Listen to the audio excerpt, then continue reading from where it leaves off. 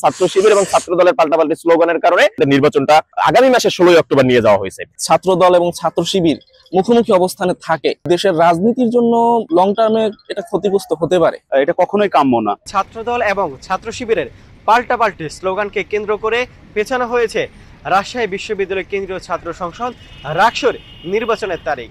এ নিয়ে কি ভাবছে বরিশাল বিশ্ববিদ্যালয়ের শিক্ষার্থীরা?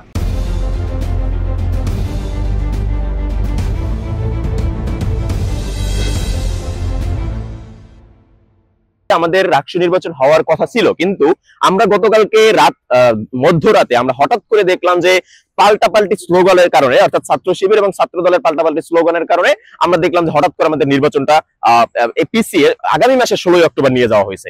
এই যে একটি মানে একটি দলের যে একটি প্রক্রিয়া বা দলের যে প্রভাবগুলো আমরা দেখতে পাচ্ছি যে ছাত্র অর্থাৎ ক্যাম্পাস কেন্দ্রিক ছাত্র রাজনীতির ভিতর পড়তেছে, এই জায়গা থেকে আমাদের মনে হয় যেন আমাদের বাংলাদেশের রাজনীতি থেকে বেরিয়ে আসা উচিত। বিশ্ববিদ্যালয়ের প্রশাসনকে আসলে আমি মনে করব তাদেরই ব্যর্থতা।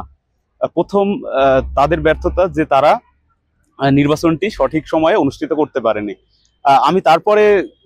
আমি দায়ী করব অবশ্যই দুটি সংগঠনকে, বড় বড় সংগঠন।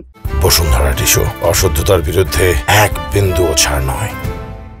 যারা জুলাই আগস্টে কাঁধে কাঁধ মিলিয়ে একসঙ্গে যারা আন্দোলনে ফ্যাসিবাদ নির্মূল করেছে, তারা বর্তমানে যে কাজটি করছিল, যে গতকাল যে আমরা দেখেছি তারা বিপরীতমুখী পাল্টাপাল্টি যে স্লোগান, আসলে এটা আমাদের এই যে বর্তমান সময়ের এই স্বাধীন দেশে এটা কখনোই কাম্য না। নির্দিষ্ট ধর্মের শিক্ষার্থীদের সবচেয়ে বড় ধর্মীয় উৎসবের সময় একটা বিশ্ববিদ্যালয় ছাত্র সংসদ নির্বাচন আয়োজন করে, সেটা কতটা অংশগ্রহণমূলক হতে পারে এই বিষয়ে কিন্তু যথেষ্ট সন্দেহ রয়েছে। তাহলে সেই অনুযায়ী নির্বাচন পিছানোটা কিন্তু কি আমি যৌক্তিক মনে করছি।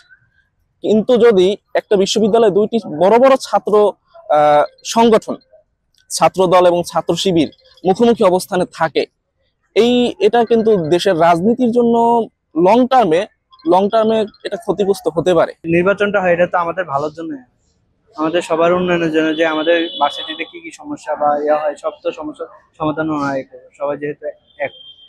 এখন এই যে পিছানোর কারণে ক্ষতিটা কিন্তু সম্পূর্ণ আমাদেরই হচ্ছে। শিক্ষার্থীরা বলছেন জুলাই অভ্যুত্থানে যেরকম কাঁধে কাঁধ মিলিয়ে শিক্ষার্থীরা ঐক্যবদ্ধ ছিল বিশ্ববিদ্যালয়ের ক্রিয়াশীল ছাত্র সংগঠনগুলো, সেরকম ঐক্যবদ্ধ থেকেই যেন শিক্ষার্থীদের অধিকার আদায়ে কাজ করতে পারে ছাত্র সংগঠনগুলো, এটি শিক্ষার্থীদের প্রত্যাশা।